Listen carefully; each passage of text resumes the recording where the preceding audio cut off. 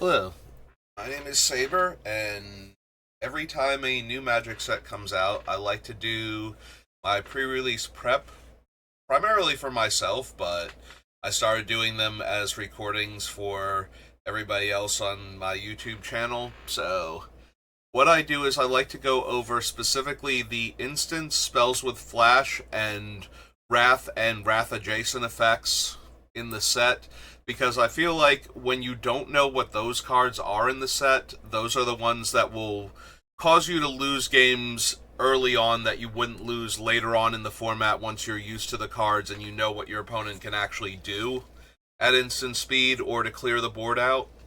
So, we're going to take a look at the ones from the upcoming Spider-Man set.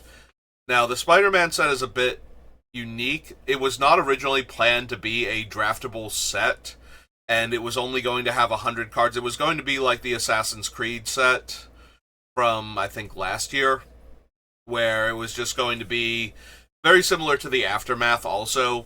Like, you weren't supposed to draft it.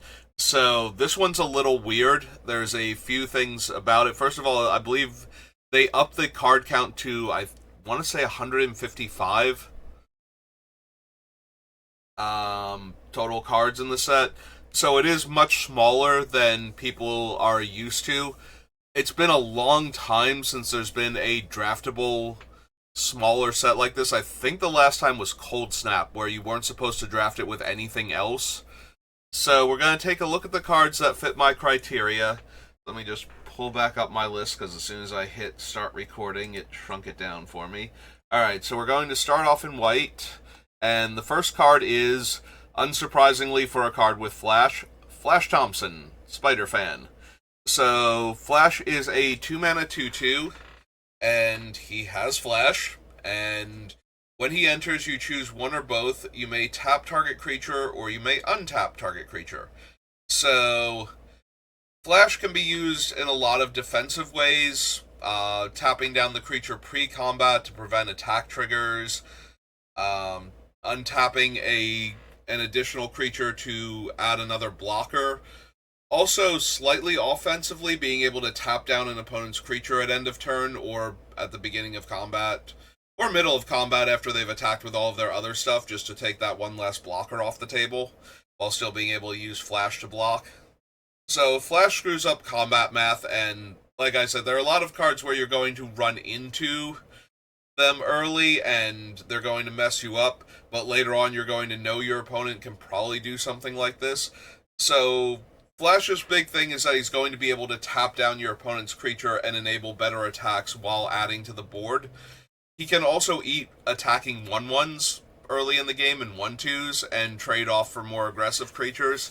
So just be aware of that your opponent might be holding Flash if you're going to attack with your really good, like 2-mana 2/2 or 3/1 or something, that they might be running into this guy. Alright, so the next one is a bit odd. So it does not come in the normal artwork, but it is in the set and you can open it from the play boosters, and it is the Spectacular Spider-Man. So for 2 mana, white and 1, he is a 3/2 with Flash. For 1 mana, he can gain flying until end of turn, and for 1 mana, you can sacrifice him, and creatures you control gain hexproof and indestructible until end of turn. So, not only can he come out of nowhere and take out your opponent's, attacking, like, medium-sized creatures, he can also show up to negate any of the few Wrath effects in the format, aside from the Sandman one, which we'll get to eventually. And also, he can come out of nowhere to block something even with flying, or to be an attacker next turn. And possibly a flying attacker.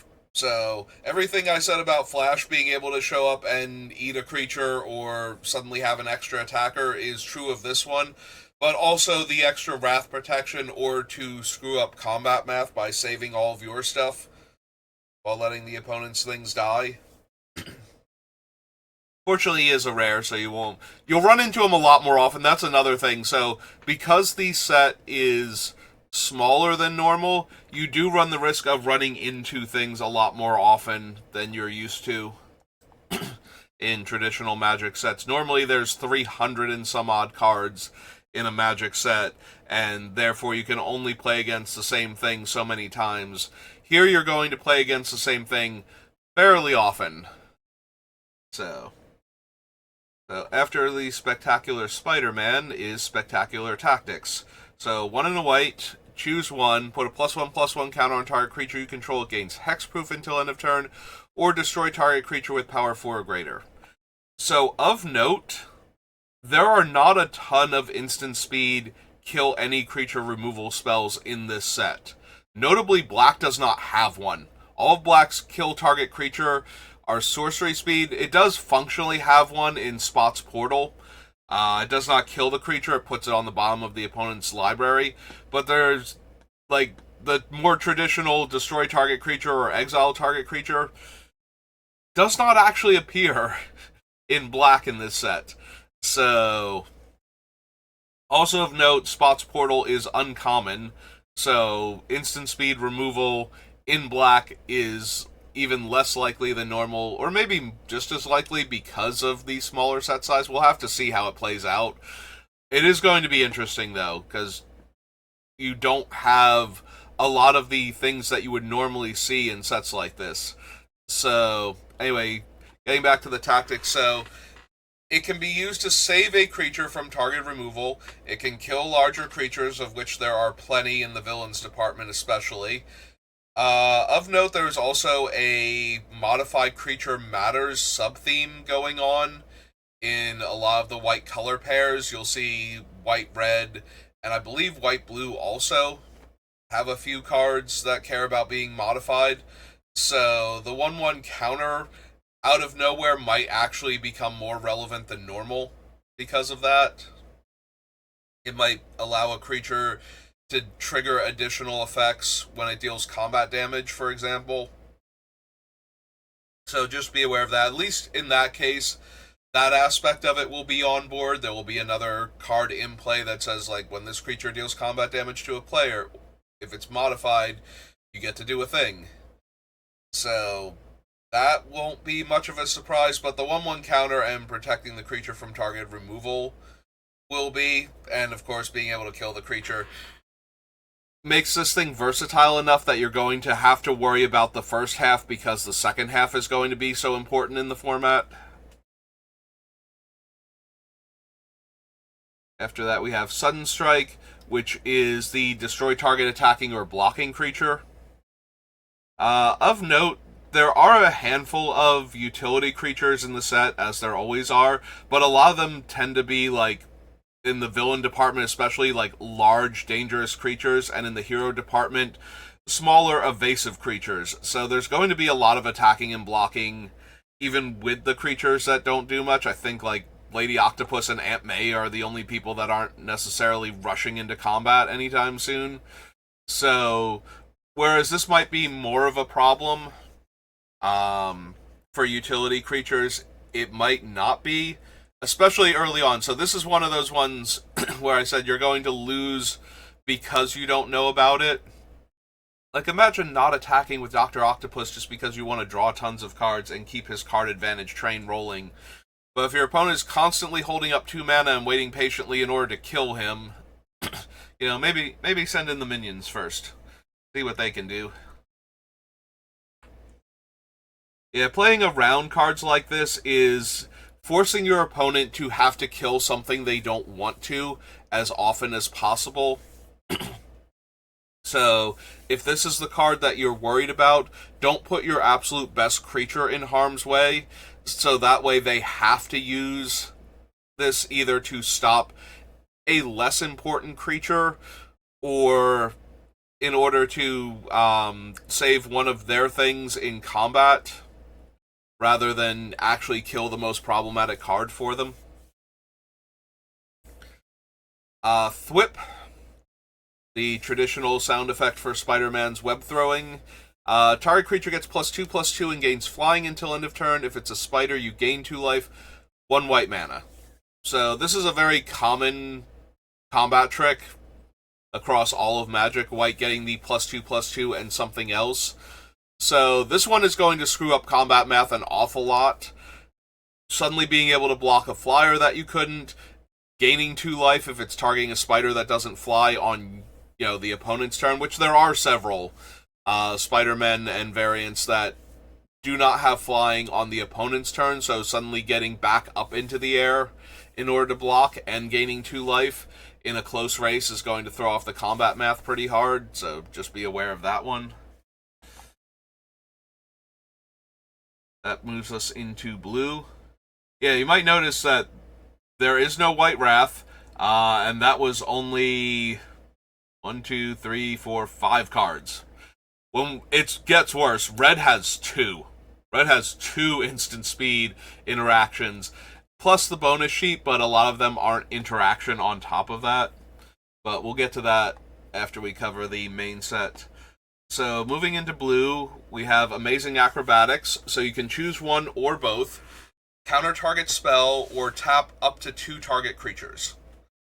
So this is the traditional cancel, with the added bonus of being able to use it to tap down creatures so that either you prevent an attack if the opponent is trying to set up, if they cast like a haste creature pre-combat, with the idea that they're going to be able to attack you with a bunch of stuff, or to allow your attacks to get through if you can counter your opponent's spell at any point in time before your combat step and tap down 2 things.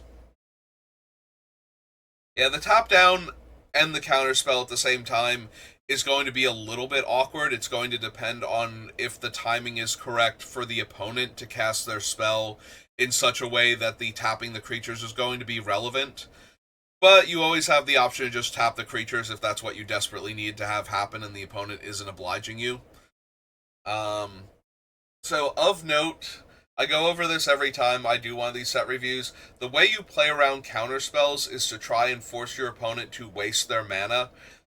If you know or believe the opponent has a counter spell, you either want to cast worse spells to try and force them to use their mana to counter the spell, or you want to have if you have a board presence already, just don't do anything at the time. Force them to keep leaving up mana for counter spells that they're not getting to cast, so that way they're not developing out to the board and you're ahead on board. So by the time they actually have to cast something, they can't also leave up the mana for their counter spell, and then you start deploying your cards again. Those are the 2 ways you play around counter spells. More experienced players know this, but newer players might not, and as with the other universes beyond, we're more likely to bring in newer players, so it especially bears repeating here as to how best to handle counterspells. And there are a handful of counterspells in this set, and on the bonus sheet there's even more. So the odds of your opponent actually having access to a counterspell are going to be relatively high. So even more so than normal, it helps to know how to play around them if you're newer to the game. Alright, so that was Amazing Acrobatics. Next up is Doc Ock's Henchmen. So they are 3 mana for a 2/1 flash, and whenever this creature attacks, it connives, which means you draw a card, then discard a card, and if the discarded card was a non-land card, you put a +1/+1 counter on this creature.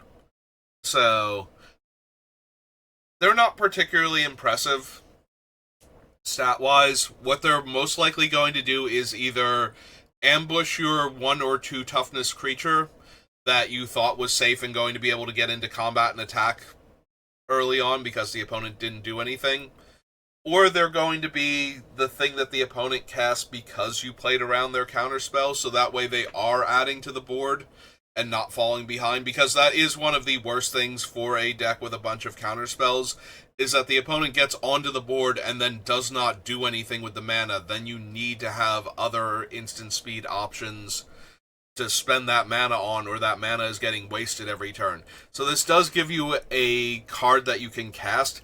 It's still not a particularly good one, but if it comes down at end of turn and then can attack, and you can get that extra card's worth of value with the connive, then you might have an okay creature. It's still only going to be okay. Like, even if you discard a mediocre spell and drew a better spell, or found the land you were looking for, in order to cast your bigger and more impressive spells, it's still only going to be a 3/2 at that point for 3 mana. So,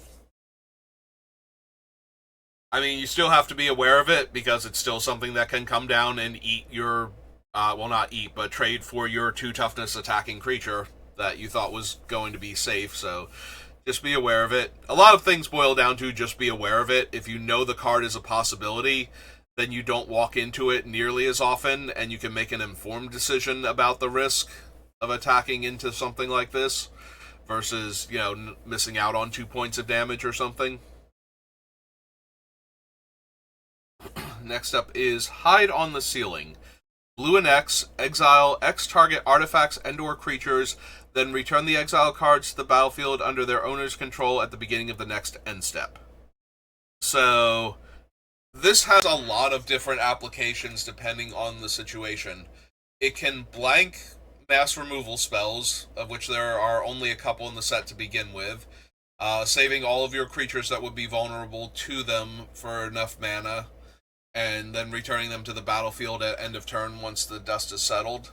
It can also be used to blink a bunch of your creatures with awesome comes into play abilities in order to get additional value out of them. And it can be used to exile all of your opponent's creatures so that you can get in a big attack. Most notably, they return at the beginning of the next end step, so if you cast this during the end step on your opponent's turn, it will exile all of their creatures. You can also, if you want to, exile anything that's not necessary for the big attack, so that way, if it doesn't work, some of your stuff will also come back at the beginning of the next end step.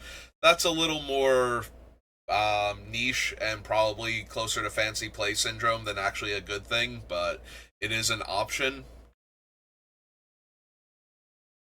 You can also use it to blank part of the opponent's attack, especially if their creatures don't have good comes into play abilities. Like if they're attacking with ostensibly lethal and your blocks aren't great and suddenly like 2 or 3 of their creatures disappear for 3 to 4 mana, and now you have good blocks on the remaining creatures, and then they're going to get their stuff back at end of turn, but you stop the lethal attack and manage to get some board presence back.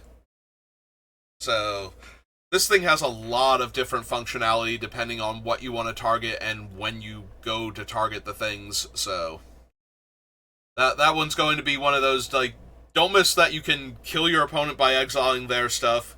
Don't miss that you can blink all of your stuff. You can also technically untap all of your things.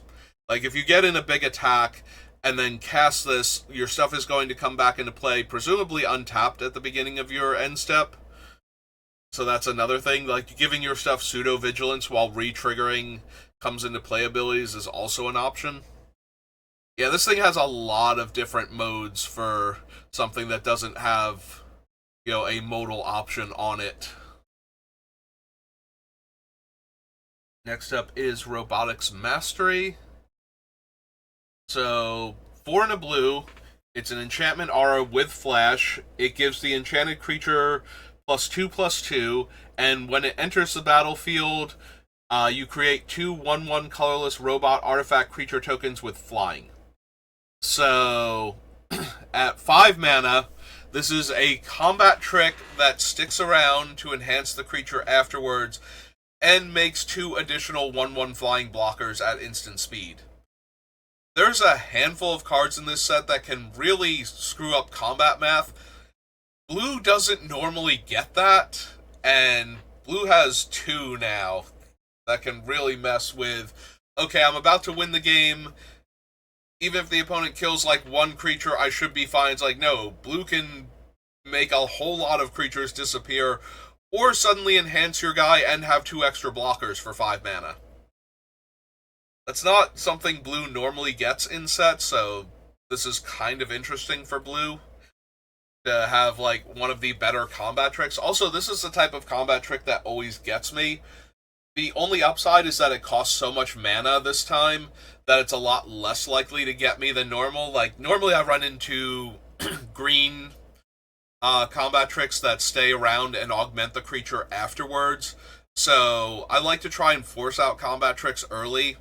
And the way I do that is I make the opponent use it on these smaller creatures. Like if the opponent attacks a 2/2 into my 2/2, I'm almost always blocking because if they have a combat trick, I want them to use it. Like my creature has to be way more important to me than getting the combat trick out of their hand, because a combat trick can still save a creature on like turn 5 or 6. You know, it can save a much larger creature from being multi-blocked, for example. So if I can force the opponent to either use the combat trick or just make the trade early on. If they make the trade, then it's a 1-for-1. But if they use the combat trick, chances are their 2/2 is going to get outclassed in like a turn or two anyway. So I don't really care that they use the combat trick to kill my 2/3 early on. Like, that's why I played it, so that they either couldn't attack or they would have to spend a combat trick getting their guy through. So, but tricks like this usually throw me off.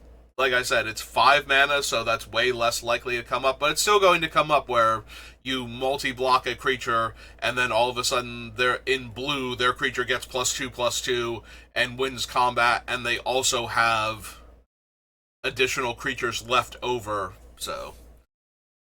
Again, being aware of this thing's existence means that you can at least have an idea it's about to hit you and maybe put an extra creature into the mix for blocking to make sure it takes down the creature through the +2/+2 effect. Next up is School Days. So, this one's really interesting because the biggest problem with counter spells, again, is that if the opponent doesn't do anything, it wastes your mana. So a lot of times blue's other instance will be card draw of some nature, and this one is both. So at 2 blue and 3, it's a modal spell that lets you choose one. You either draw 3 cards, or you counter target spell and still draw a card. Leaving up 5 mana is one of those things that's kind of difficult to do. A card like Robotics Mastery, you just leave it up, and if the opponent doesn't block properly or whatever for what you're about to do, then you just cast it anyway, buff your guy, and make the 2/1/1 flyers. Especially in this set where there's not a ton of good instant speed creature removal, especially in the colors that are normally known for that sort of thing. So Robotics Mastery has a better chance of hitting. But with School Days, you can either draw the cards or you can counter the spell and still draw a card. So even if the opponent tries to bait out your counter spell with one of their weaker cards, like I was suggesting before, you can still counter the spell and draw a card. So you're not even down as much as you normally would be. So you can still possibly find more interaction for the more problematic card or dig deeper towards that next interactive spell. So School Days gets around a lot of the problems of playing around counterspells. Also of note, on the bonus sheet, the blue Confluence is in the set. So that is 2 different counter a spell and draw cards at 5 mana. So this one's even more worrisome. It's basically either choosing the 3 modes that draw you cards for the Confluence, or having to choose the counter unless they pay 4 and the draw a card mode on the Confluence. So there's going to be a bit of an overlap between the 2 cards when we discuss the other one. So I'm just going to get ahead of that now. Next up is Secret Identity. So it's a single blue, and you choose one. Until end of turn, target creature you control becomes a citizen with base power and toughness 1/1 and gains hexproof. Or, until end of turn, target creature you control becomes a hero with base power and toughness 3/4 and gains flying and vigilance. So it can be used to protect a creature from targeted removal, but at that point the creature is a 1/1 until end of turn. So it's a little bit iffy. only because if the creature is in combat and the opponent tries to kill it or to add some extra damage to it, this thing can't save it. It is good for protecting the creature from target removal, though. The other half, turning the creature into a 3/4 flying vigilance until end of turn, is okay, but not great. Not really worth a entire card. But it's going to be a new set, and people are going to try things out. Notably, this card is an uncommon, which means that Wizards decided that it's going to be a bit more problematic as a thing that you can do at instant speed for 1 mana at common. So they decided that it needed to be uncommon, so that's one of those little shorthand tricks, like, they think it's going to be either too complicated, which maybe a tiny bit. The turning a creature into a 1/1 just to give it hexproof can have your creature dying in ways you didn't expect because you saved it from other things. So that can throw players off, especially newer ones. And the whole base power and toughness, but they've done base power and toughness at common for other cards before, so I think they think this card is slightly better than the normal ones, so we'll have to see. But flying in Vigilance out of nowhere means that it might enable an attack that you didn't otherwise have. Mostly just to get in for some damage and still have the creature back to block, so if the creature has a damages the opponent trigger or something. It's a weird card. It does function as a combat trick. Turning your guy into a 3/4 if its base stats are worse than that is effectively giving it +X/+Y until end of turn, based on the difference in its base power and toughness. So I say based like 3 times there in that same sentence. Magic terminology. So again, just be aware of it. I don't think this one is going to be one of the problematic cards, but people are going to try it out early. So being aware that it is an option. Also, because there's not a ton of removal or variations in the removal going around, this one might be important just to save your guy from like targeted removal spells and whatnot. So it might still see play after week 1 just because of that. Next up is Spider Sense. So it's 1 and a blue for an instant. Counter target instant spell, sorcery spell, or triggered ability. So, counters creature removal, card draw, that sort of thing. Notably, it also has the web slinging mechanic, which we haven't really gotten a chance to talk about because it's mostly on creatures. So, web slinging blue means that you can cast a spell for a single blue if you also return a tapped creature you control to owner's hand. So notably, this thing can be used to protect one of your creatures from the effects of something else, or just to counter the spell itself that would have killed the creature anyway, but you only needed to play 1 blue, and then if the creature has a decent comes into play or leaves the battlefield trigger or something, you can get that effect also. Mostly it's just a way to stop the opponent's removal spells, and if bouncing the creature stops the removal spell anyway, then 1 blue bounce your guy is better than blue and 1 counter the spell that was going to kill your guy some amount of the time. Especially when you're tapped out, except for the 1 blue mana. Also, that is one of those things to know. If you're trying to kill your opponent's tapped creature, they might be able to save it for a single blue mana and not just because of the hexproof trick. So, that is another thing to consider. Also, they can just use it to actually counter your problematic spell. Like, if the spell doesn't necessarily try and kill the creature or interact with it in any meaningful way, it still counters your spell. So if you were going for the draw 3 off the 5 mana spell and your opponent only had 1 blue mana, them bouncing their tapped creature in order to stop you from finding the answers for their tapped creatures might be the play. So, again, just something to be aware of. And at potentially 1 blue mana, a counterspell, like, normally you waste a lot of the opponent's mana by making them leave up 3 or more mana for a counterspell. Making them waste 1 mana sometimes isn't even a waste. Sometimes they just don't have anything else to do with that mana. So, it circumvents a lot of the playing around of counter spells when it's that cheap. Next up is Unstable Experiment. So 1 in a blue for an instant. Target player draws a card. Then up to 1 target creature you control connives, which is the draw a card, then discard a card, and if you discard a non-land card, that creature gets a 1/1 counter.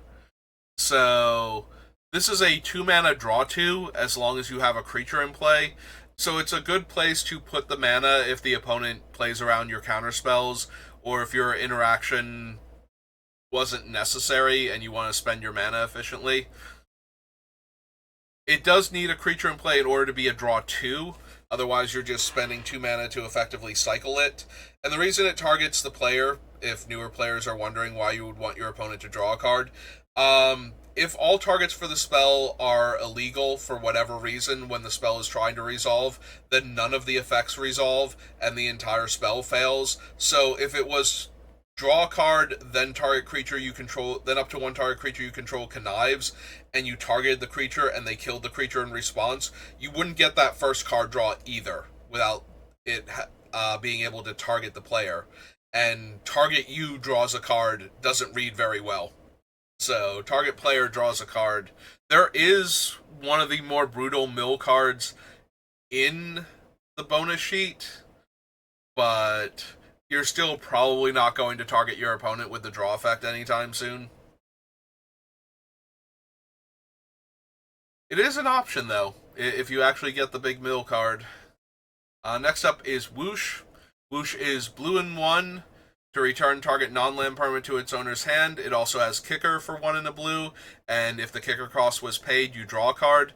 So this is Into the Royal, and I forget the other variation on Into the Royal that was in like one of the Dominaria sets, but it's 2 mana to bounce a non-land permanent or 4 mana to bounce that permanent and draw a card. And these are always reasonable tempo plays. They take the problematic thing off of the board and make the opponent re-spend their mana while still letting you draw a card to find something to actually deal with the problem long term. So it messes up the opponent's math, it sets them back a bunch of mana, and it lets you draw a card so you're not falling behind. So this is one of those cards that you will constantly run into because of that. Whereas some of the other ones, it's like, you might run into this thing, it's a little weird and janky, we'll have to see. No, this one you should be running into an awful lot. So just be aware, this is about as close as blue gets to removal. You'll note that there is not a 4 mana blue spell that puts the creature on either the top or bottom opponent's choice at instant speed. So as far as instant speed interaction goes, this is the way to stop the creature from being a problem and force the opponent to redeploy it eventually. So, but you do get the card worth of value back in that you get to draw the card instead of the opponent missing out on a draw step because of it. Next up is black. First up is Agent Venom. So this version of Venom is 2 and a black for a 2/3 with Flash and Menace, and whenever another non-token creature you control dies, you draw a card and lose a life. So Venom has a handful of different things going on for him. First of all, he can come down and eat a 2/2 or a 2/1 or something that's attacking you.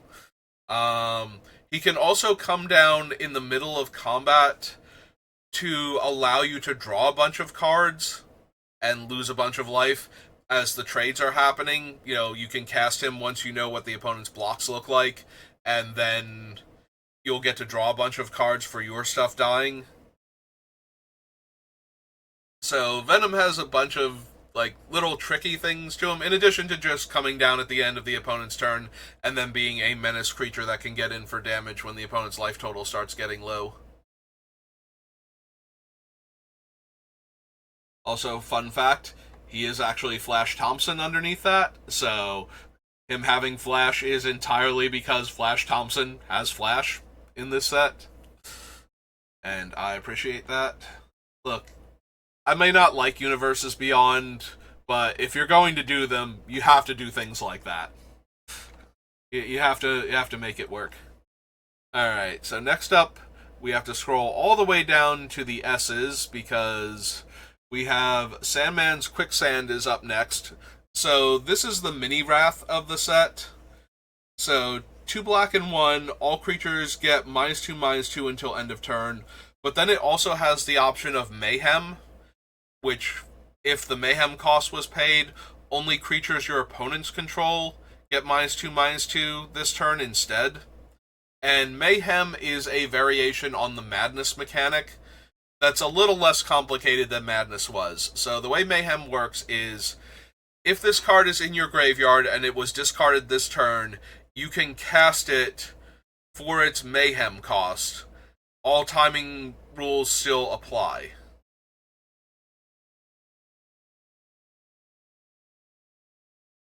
So, for black and 3, you can cast it for its Mayhem cost, and that will cause only the opponent's creatures to get -2/-2 until end of turn. So, it's a mini Wrath because it can't kill everything, but it kills smaller creatures, and a lot of the villain creatures, like the named villains, are larger than this, but there are a bunch of heroes that are in the 2/2 range, because the heroes have to be, facing overwhelming odds, I guess, and the villains are like one big scary threat, whereas the heroes have to be a bunch of characters that can team up. Most notably, Green-White has a handful of cards that can make a bunch of 1/1 tokens. So, if you're in that deck, be aware that there is a board wipe that will kill all of your little guys and leave all the opponent's things alive, even if they don't pay the Mayhem cost. Like, their big creatures will now be medium creatures until end of turn. So, take that one into account when you're running a whole lot of small creatures that you may be running into a board wipe like this. There is an actual board wipe also that you need to be aware of, but the fact that you might lose all of your guys and the opponent might not lose most of their guys is something to be aware of, because getting Plague Winded for 3 mana is pretty brutal. The Scorpion Sting is 1 and a black for an instant. Target creature gets -3/-3 until end of turn. So this is the small black removal of the set. The range being -3/-3, and the fact that it is negative power and toughness instead of damage or something else, does mean that it can be used for things like your big creature and the opponent's big creature get into combat, and now their big creature is suddenly smaller, and you've effectively used a 2 mana removal spell to kill like their 5/5 or something. Let your 3/3 eat it in combat. So, not only do you have to be aware that the opponent can just kill your little creatures, they can also ruin the combat math for your bigger creature. So keep that one in mind when deciding whether or not to attack with something big and important at the same time. Spot's Portal, this is the one that I mentioned. This is the closest thing black has to a straight-up kill spell at instant speed, and it functions a lot like one, so I shouldn't be talking about like it doesn't effectively kill the creature. It does allow, if there are shuffle effects, and there are a handful in the set, for the opponent to find that creature again, but it also hides that creature away from the handful of black reanimator spells in the set, so that's a trade-off that you might be willing to make, even if you had other options. But for 2 and a black, you put target creature on the bottom of its owner's library, then you lose 2 life unless you control a villain. So, the black removal spell can actually be very painful if you don't have board presence. Whereas a lot of instant speed black removal spells like this will just kill the creature and move on with their lives. So after Spot's Portal comes Swarm, the Being of Bees. This is 2 and a black for a 2/2 with flash, flying, and mayhem for a black. So you can cast Swarm from your graveyard if you can discard him, and if you can discard him, you can cast him at instant speed. This is one of the main changes from Madness, is that Madness spells, even if they weren't instants, could be cast at any time if you discarded them.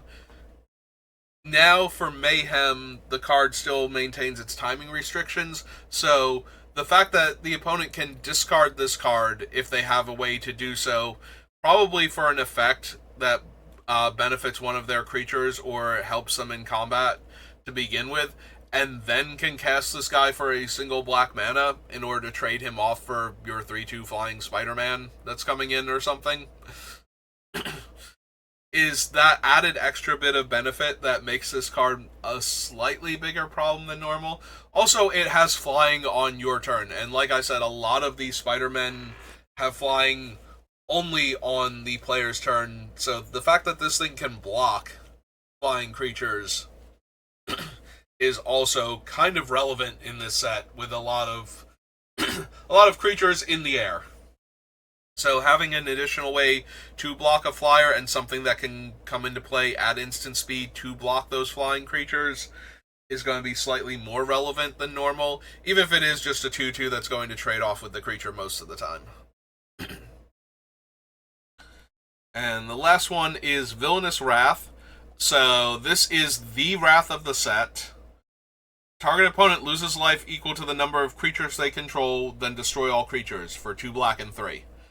So, notably, this is a rare, and this is a smaller set, so you will run into this card more often than normal for a Wrath because of that. So, just be aware of that one, because that's going to be something that's going to come up more often than you would think because of the smaller set size. Next we move into red, and we only have 2 cards to talk about, because nothing else in this set has flash, can wrath the board, or is an instant. So the first card up is Shock. It's back, because Shocker is in this set. In fact, Shock is so important to his mechanic that it's in here twice, and we'll get to that eventually. But Shock is your quintessential 1 mana, deal 2 damage to any target. Kills smaller creatures, helps finish off larger creatures, helps finish off opponents that got low on life.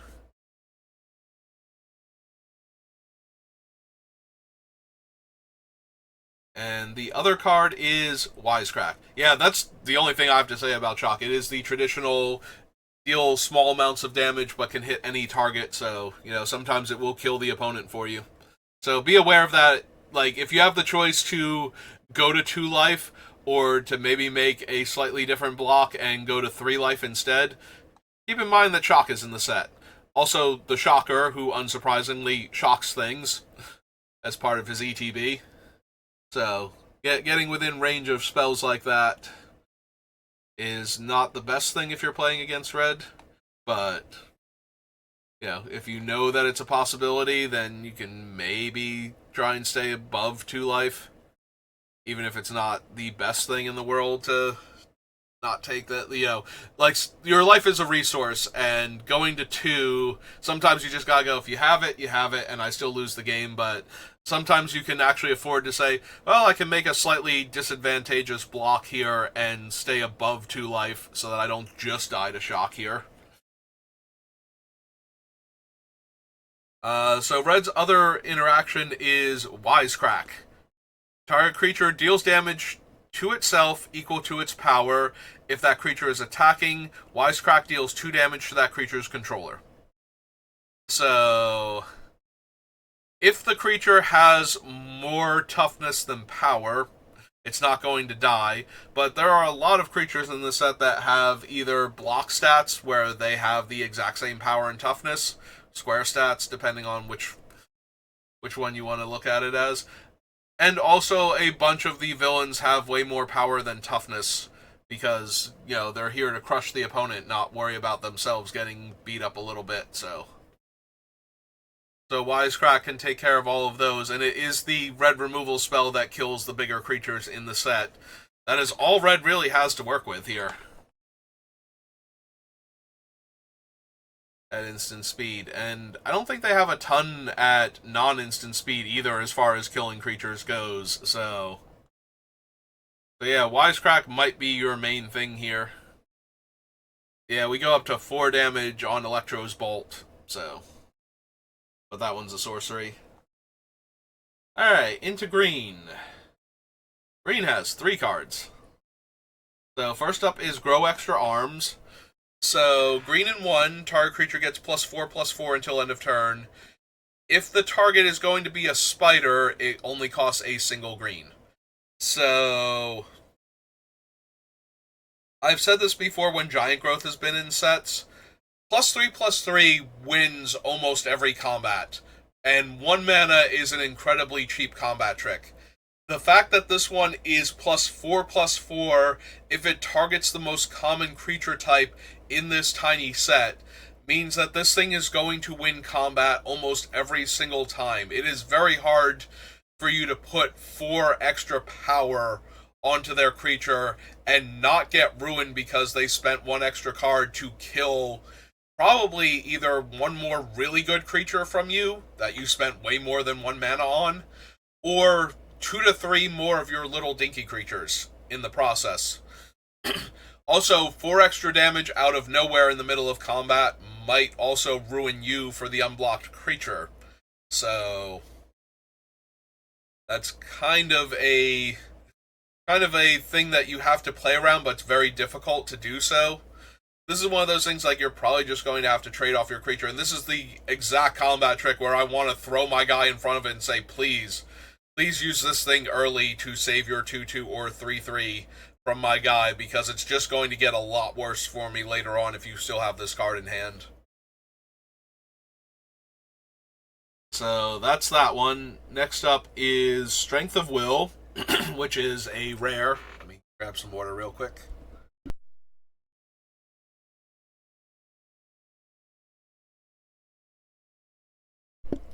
Sorry, voice is starting to go a little bit.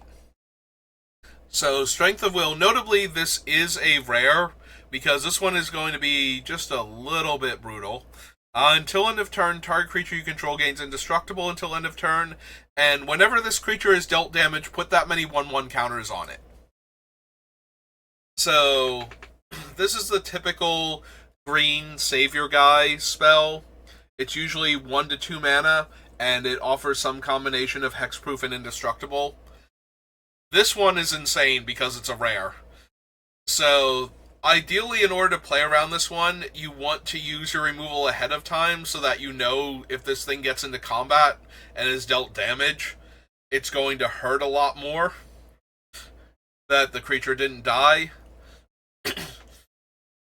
Or if you have an instant speed way to kill the creature, you want to block first and then hope that they use this thing on it to save it, and then you kill their guy in response. Because if you ever get into the position where you're just gang blocking their creature in order to kill it and they cast this, and it saves their guy, and their guy is now Titanic, that's going to be a game that you're probably going to lose very quickly after that. And that's not true of a whole lot of combat tricks, and most of the time, if the combat trick is going to kill the opponent if it resolves, it's going to cost more than 2 mana. Now, granted, this one takes a little bit of setup, and if you know it's a possibility, it gives you the opportunity to play around it. This one, more so than most combat tricks, you need to know this thing is real and what its casting cost is, because you do not want to just walk into this one. You do not want to block your opponent's creature with like your 6/6 on their 4/4 with like trample or something, and then have them go, oh, by the way, next turn my guy's a 10/10 with trample and he's still alive. Like, that one's just going to be a major problem. So, but if you're aware of it, you can try and kill the creature first before blockers are declared, so that way you know that if they have this thing, you're just going to let the creature through unblocked and take a couple points of damage, rather than blocking it and growing it to much larger proportions. This is, again, these are the type of combat tricks that get me. This one is going to get me. Like, I'm going to block early, trying to force out, grow extra arms, and it's going to be Strength of Will, and now their 2/2 for 2 is a 4/4, and they got a card's worth of value from Strength of Will by killing my guy in the process, most likely. So, yeah, it's going to be an ugly one. It is a rare, but smaller set size, so rares are going to show up more often because of that. Alright, and our last card is Terrific Team Up in green. So, green and 3, but the spell costs 2 less to cast if you control a permanent with mana value 4 or greater. So 1 or 2 target creatures you control each get +1/+0 until end of turn, and then they each deal damage equal to their power to target creature an opponent controls. So this is a 4 mana, 2 of your creatures punch target creature an opponent controls, but if you have a 4-drop in play already or better, then this thing is only 2 mana on top of that. So it's a green removal spell that is almost definitely going to remove the thing, because you get to choose 2 different creatures to punch out the opponent's creature. So if both of them can kill the thing, then it's going to happen. Like, you're not going to be able to kill both of your opponent's creatures in response to this thing to make it fail. So you're going to need to either hexproof indestructible up your guy to negate it, or just accept that your guy is dying, unless the opponent actually needs both creatures with the power boost in order to kill your thing. Like, if one of their creatures can't kill your guy and the other one is vulnerable, then you can cancel out the spell by killing the bigger one. But that is the best you're going to get, and punch effects are already vulnerable to that, so the fact that this one is less vulnerable to it, and potentially costs less mana on top of that, so it gets back down to the 2 mana range, makes this a lot of the time just going to be a straight up green removal spell that then lets your opponent's creatures punch you harder in the face, because it gave both of them +1 power until end of turn.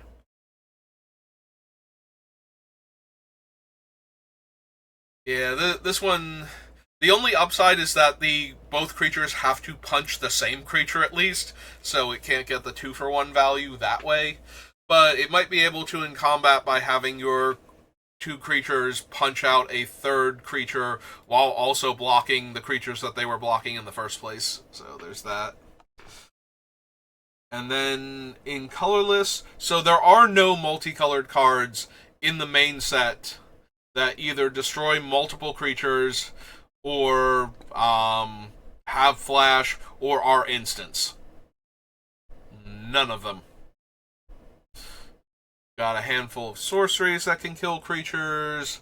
We've got some big scary things, but nothing here is actually going to kill multiple things or surprise you in the middle of combat.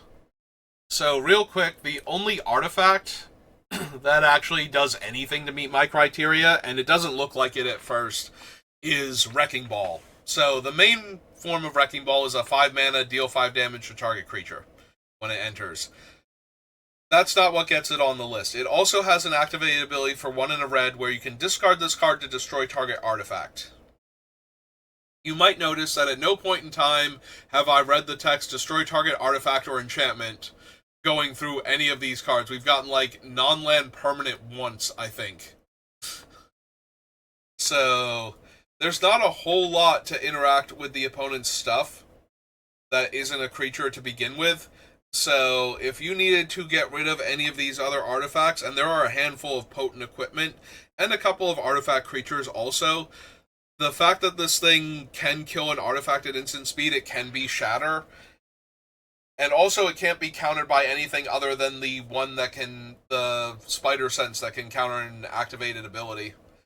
So it gets around a lot of the counter spells. So being able to knock off powerful equipment, which is a thing in this set, the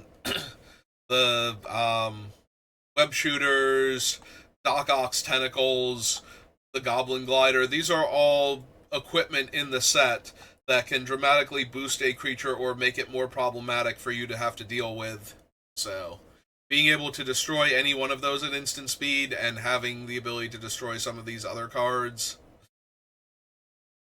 down here might be a thing, especially because the fail case is a 5 mana sorcery speed, deal 5 damage, which is not the worst in this set. A lot of creatures do randomly die to this thing, so if you're in red, you might want a Wrecking Ball, and if your opponent's in red, keep in mind they might be able to kill your artifact at instant speed, even though none of the red cards say they can do that up here.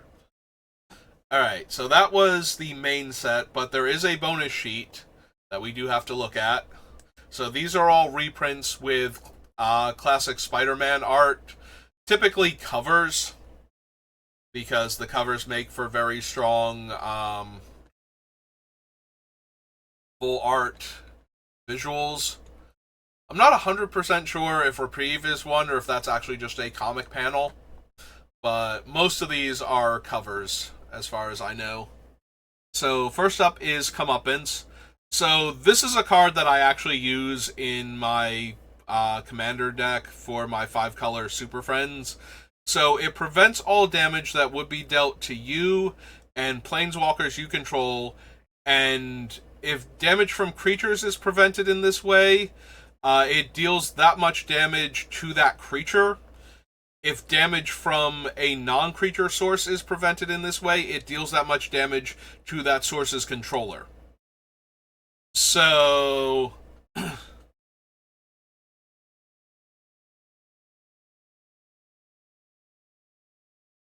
so this thing will stop all the damage coming at you in combat and cause all of your creatures, like, it's literally what's happening in the artwork. All of a sudden, all of your opponent's creatures punch themselves in the face in the middle of combat instead of hitting you. This thing is insane and limited. It was originally in a Commander product, so it has not been a thing that you've had to worry about. Very similar to Akroma's Will. This is one of those cards that there's no real playing around it other than knowing that it exists and therefore not getting all of your stuff killed. Because if you attack with all of your creatures into 4 open mana against a white deck and they have this thing, you basically killed all of your creatures that don't have more toughness than power.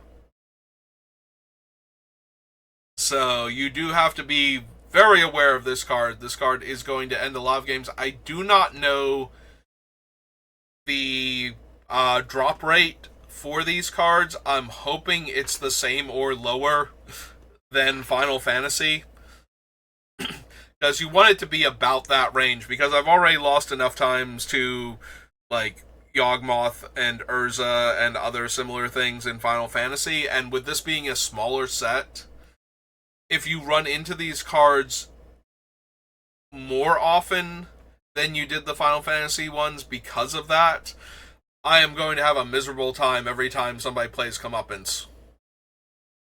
And so are you, and so is everybody else who's on the receiving end of this card. So, again, something to definitely be aware of, because the only way you even come close to surviving this card is if you don't have all of your creatures suddenly die in the middle of an all-out attack because the opponent was just like, I'm going to cast this and take it all. Or more accurately, your guys are going to take it all.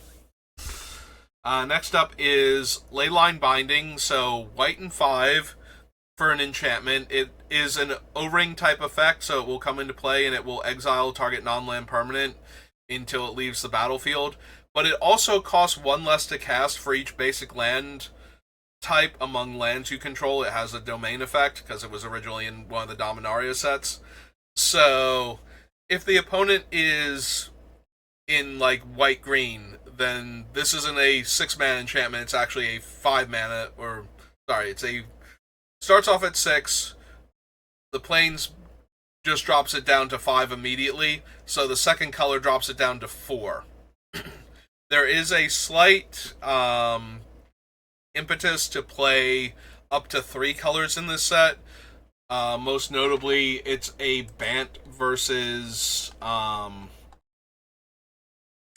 Grixis in that regard, into what colors they think you're going to play.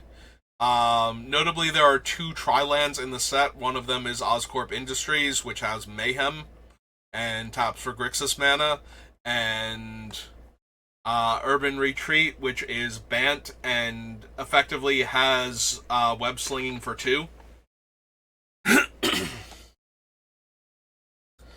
So the set does not encourage 4 or 5 color builds, but it does encourage a 3 color build just a little bit.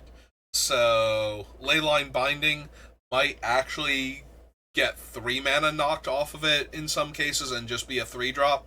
So be aware of what your opponent's mana allows them to do as far as this one goes, because it gets cheaper the more different basic land types they have.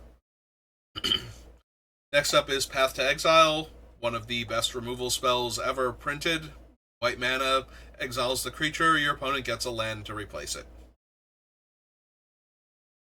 There's no real playing around creature removal, and being this mana efficient just means that you're going to find things more often. Sorry about that. Reprieve is also in the set, as I noted before with the artwork. So, notably, unlike Remand, Reprieve does not counter the spell, it just returns it from the stack to its owner's hand. So it gets around spells that can't be countered. Which is a minor thing in this set. I believe Norman Osborn has can't be countered. And I think possibly one of the Dr. Octopuses does also.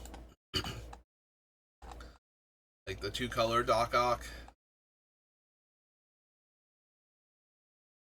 Or is it like... Oh, hang on. Norman is... Where are you, Norman? Hiding on me. No. Scroll up high enough. No? Mary Jane. Then we get Morbius, and we jump to P. Okay, are there other cards besides... Did I miss anything? Because here's Norman in his borderless form, and it...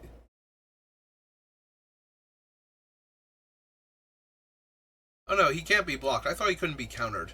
Who is the can't be countered in this set, then? Is there anybody else that I'm missing because I did not have certain cards on here? Because now I'm very concerned that I missed a card. And I don't know why Norman wasn't on the other list.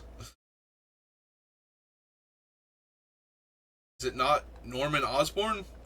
Does it not start with... Oh, I'm looking in gold cards. He's mono blue on the front face. Never mind. Okay, figured it out. Figured it out, everybody.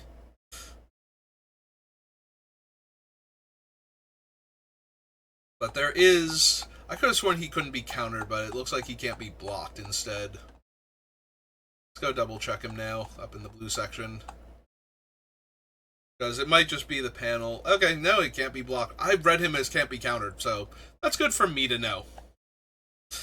I could have sworn he couldn't be countered. Alright, never mind. Getting back to Reprieve. And sorry about this, because my editing, I'm not really going to... The way I record and my lack of better editing software means that that's just going to stay in there. So enjoy that one. Enjoy my mistake. But Reprieve, getting back to it, is still a remand effect. So it's going to temporarily negate the opponent's spell and force them to spend their mana on it again while drawing you a card for 2 mana. So it is a massive tempo play. So, whereas other counter spells, you know, you just cast them on whatever in order to stop the opponent's effect, this one is either going to be used to counter your thing at a crucial time in order to win the game where it would have been lost if the spell had resolved, or it's just going to be used at any point in time to waste your mana and get the opponent a new card while setting you back that bit of tempo because now whatever spell you were casting didn't have its effect. So be aware of this one because you don't normally encounter that type of effect in white.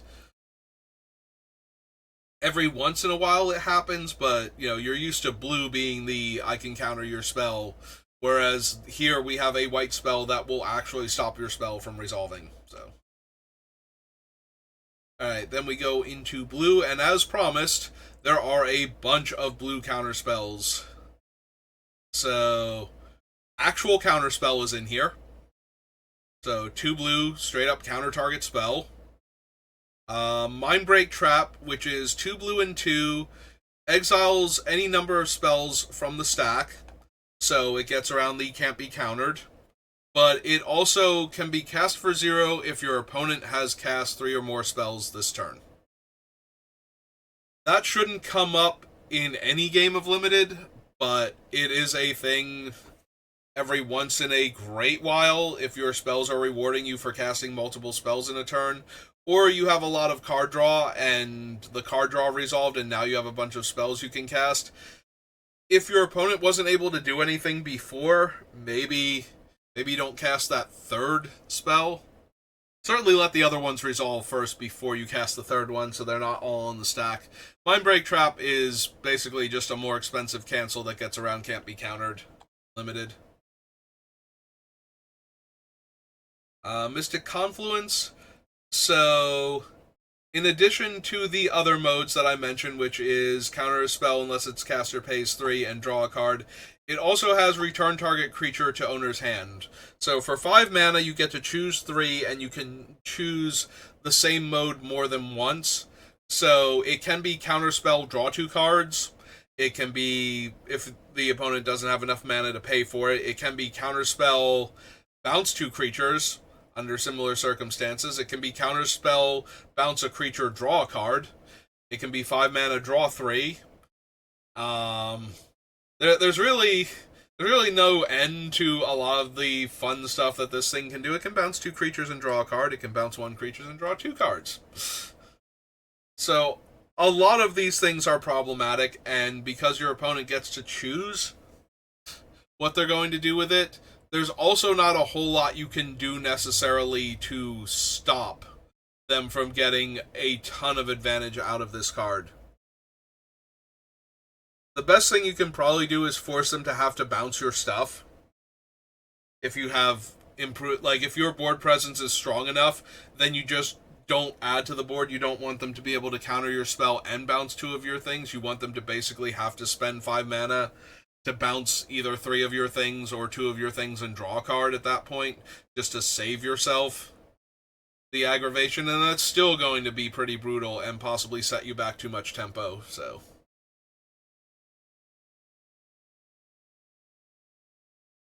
that is the blue cards. It's just 3 counter spells, although the 1 counter spell has a few other options on it. So in black, so this isn't a true Wrath, but it is worth noting. Hex is in the set. So Hex is 2 black and 4 for a sorcery that can and must destroy 6 target creatures. If any of the targets become invalid, the spell will still resolve and it will do as much as it can. It only fails if all of the targets are invalid. So, notably for this spell, your opponent might have to target their own stuff in order to kill all of your creatures if you have less than 6 in play. But they can still do that. So if the opponent is basically 6 mana and sacrifice their 2 worst creatures to kill your entire board, that might still be a thing that they can and want to do. But notably, if your opponent is in black, do be worried about playing your 6th creature. At least make them kill one of their own guys if it's not going to win you the game to play that 6th creature right now. You really don't want them to be able to get away with a full-on Plague Wind for only 6 mana. So, that is the way you play around Hex, is to not give your opponent 6 valid targets. Because like I said, if you have 6 valid targets when they cast it, it doesn't matter if you get rid of 1 or 2 of them from your own side of the board. It does not stop the other ones from dying if they're still in play. And right next to that is Infernal Grasp, 1 in a black, destroy target creature, and you lose 2 life. So, a 2 mana black instant that kills any creature. The 2 life is relevant, but it's still a very efficient removal spell, so if the opponent has access to it, they will definitely be running it. And right next to that is Opposition Agent, again represented by Agent Venom, and therefore Flash Thompson. So this is from one of the Commander Master sets, I believe, the first one. It is 2 in a black for a 3/2 with Flash, so it can come down and eat a random 1-power creature that's attacking. The other thing that it does, there's not a whole lot of tutors in this set, but there is a fetch land, and what this thing does is, if the opponent would search their deck, you get to do the searching instead, and you choose a card that meets the criteria they were searching for, and then exile that card, and you can play that card. And mana can be spent as though it were mana of any color to cast that card. So if the opponent cracks a fetch land, you can in fact flash this in, stop them from getting their land, and choose a land from their deck to be exiled, and then on your turn you can play that land. There aren't, I don't think, a ton of other search cards in this set, but if there are any other ones, this also interacts with those. And the last black card is Saw in Half. So this is a really weird one, because this one was originally from Unfinity and has only shown up in like supplementary sets since then. This will be the first time that you can draft with it in a normal Magic set instead of the wacky Unfinity variety. So it is 2 and a black for an instant that destroys target creature.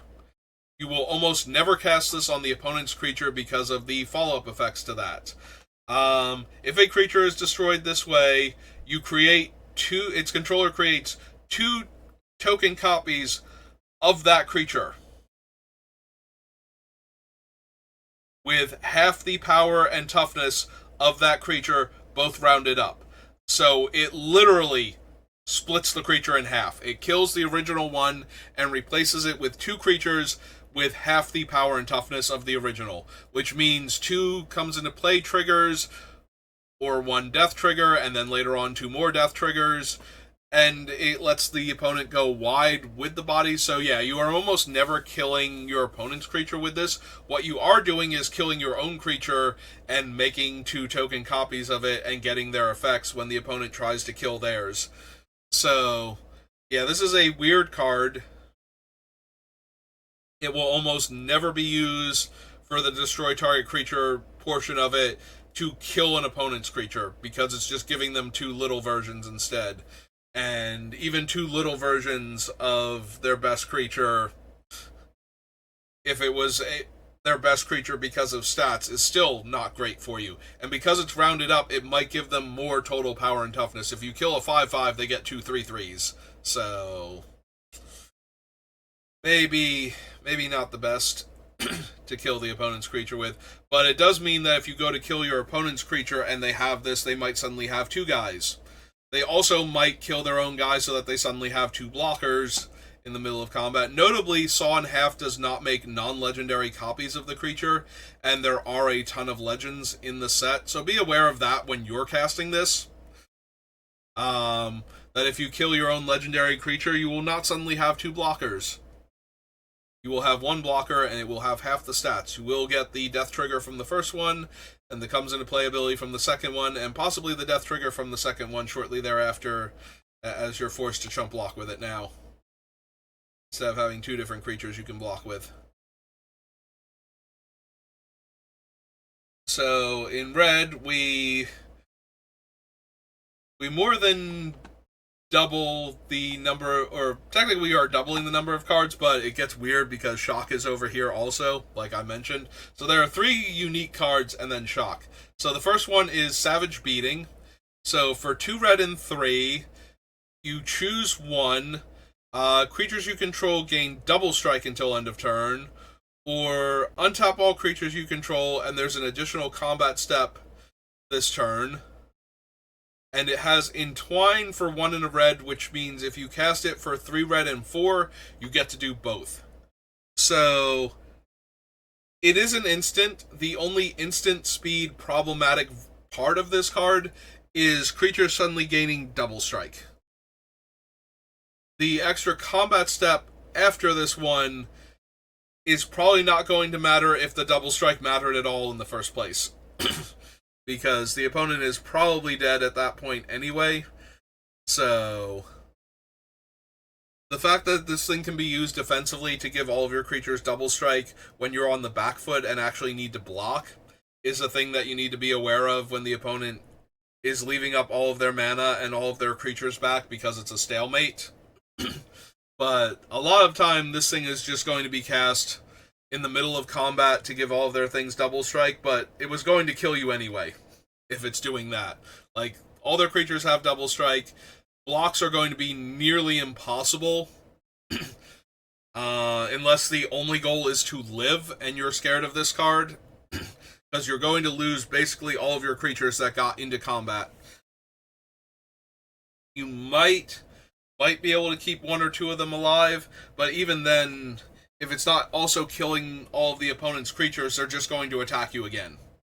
So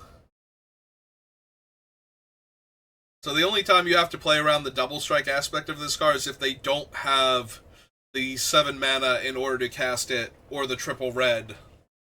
Then you have to worry about just the double strike part. And then playing around this thing is making sure that your best creatures are on creatures that your best guys will survive. You know, if you put a 4/4 on a 1/1 instead of a 3/3, and suddenly their guys gain double strike, you get to keep your 4/4. So blocks like that don't let the opponent kill you are the best ways to play around effects like this. But once you add 2 more mana into the mix, this thing is going to kill you regardless. Like, if you block like that to save your guys, you're probably still going to die, and you're probably still going to lose all of your creatures even if you don't, because they're now going to have, like, your 4/4 blocked that 1/1 and took 2 damage, but now it needs to block the 5/5 that didn't die the previous combat. So you're still losing your guys to all of that. And as promised, Shock is in here with the comic book cover art. This is why I don't know how often you're going to encounter these cards, because it's going to be really weird if you only get like 1 in every 8 booster packs or something, or 10 booster packs, whatever it is, and you get the common from the set with fancy artwork. Next, we have back-to-back discard a card to draw some number of cards. Throw of Possibilities is at 1 in a red, discard 1 to draw 2, and Unexpected Windfall is 2 in 2 red to discard a card and draw 2 cards and make 2 treasures. Just knowing that these are in the set means you know that your opponent, if they're not doing anything else, might have card draw in their hand and they're waiting for a thing they want to discard, or they're waiting to make sure that you don't cast anything that they need to cast their shock on or something first before they cast this spell. Use up all of their mana. But this might be the thing that's giving them priority on Arena and the card draw spells that they're going to cast if you don't do anything to provoke them. Next up is green, and first one up is Arachnogenesis. So, similar to, but not the same as Comeuppance. So, Arachnogenesis is another screws up the all-out attack, and then messes with everything else for you having done the all-out attack on top of that. So for green and 2, you first create X 1/2 spider creature tokens with reach. Then you prevent all damage non-spiders would deal this turn. So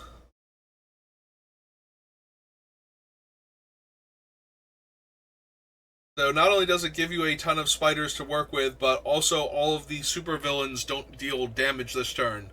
So your all-out attack, like, yes, your spiders will still get to deal damage, so that will still be an issue, but now the opponent has a bunch of 1/2 reach creatures, so blocking your spiders is very much on the table for them. So it is a fog with additional upside, and that upside might be to actually kill a creature in combat because of this, or multiple smaller creatures in combat, depending on what they attacked with and how many of the opponent's creatures are spiders and which ones you have to block because of that.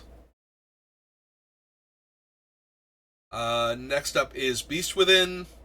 2 in a green, instant, destroy target permanent, and its controller makes a 3/3 beast token. So green does not normally get effects like this. In fact, this thing is a massive color pie break because it can straight up just kill a creature and leave the opponent behind with a 3/3. The 3/3 is a very real thing, but if the opponent's creatures are scary enough, then this thing becomes a lot more relevant.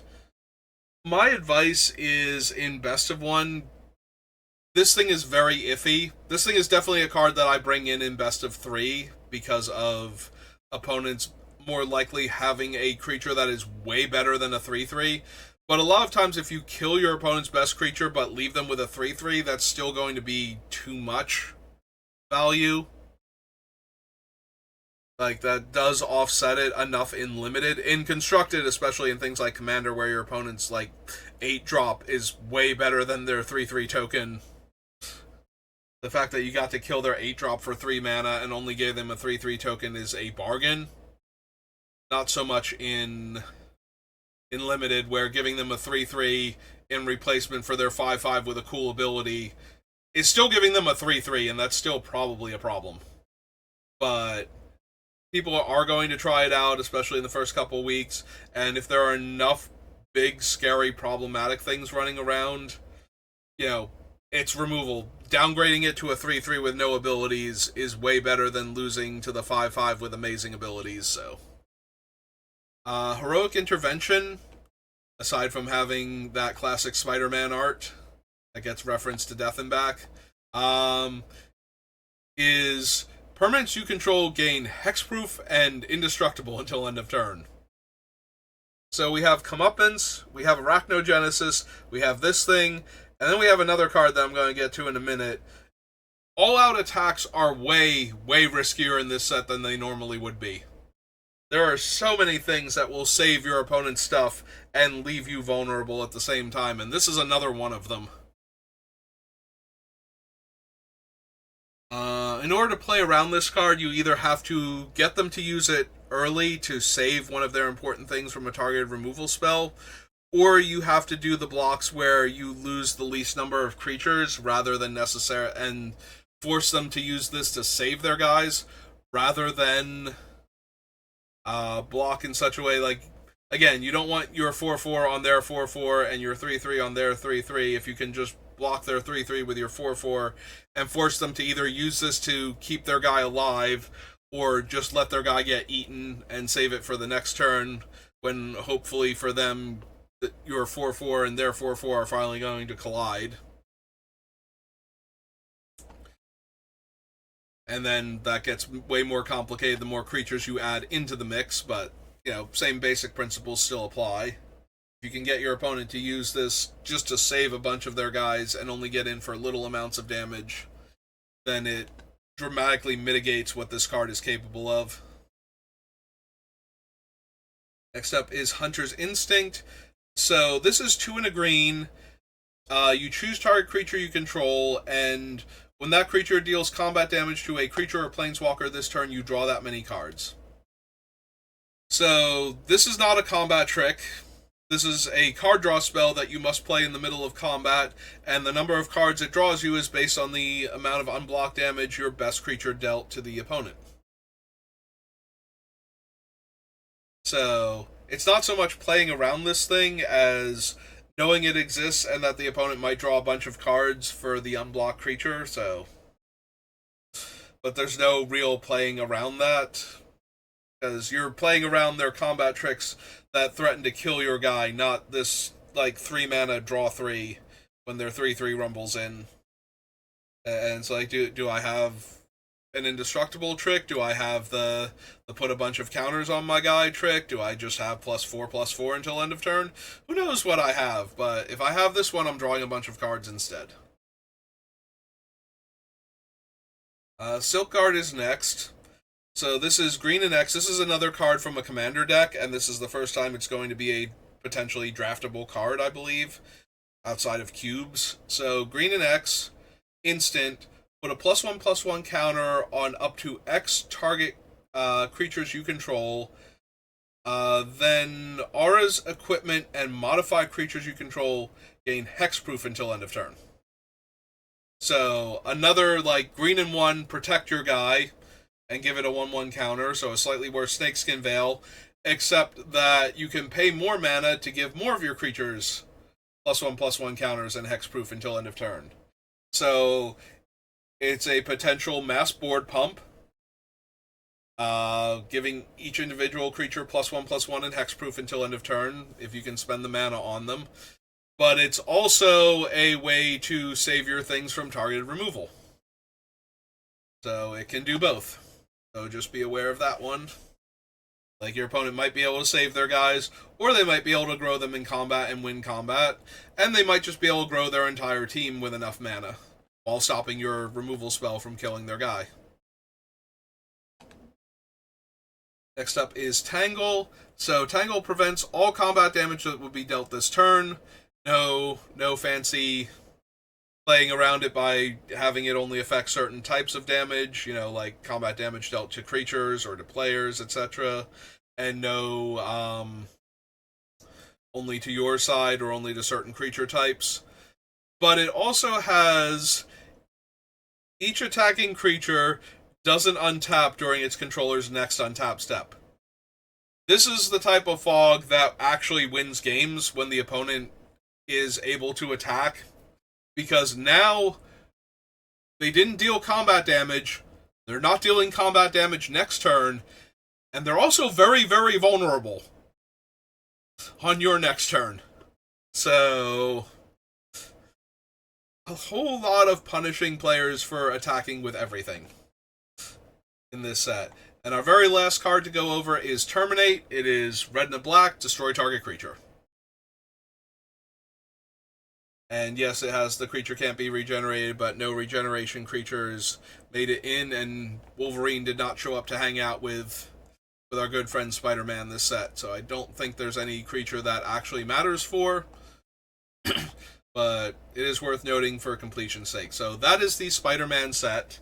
Again, it is a much smaller set than normal, so you will run into certain rares more often because of that, because there is a smaller rare pool. I don't know how much more often you're running into the mythics if they kept the same mythic count.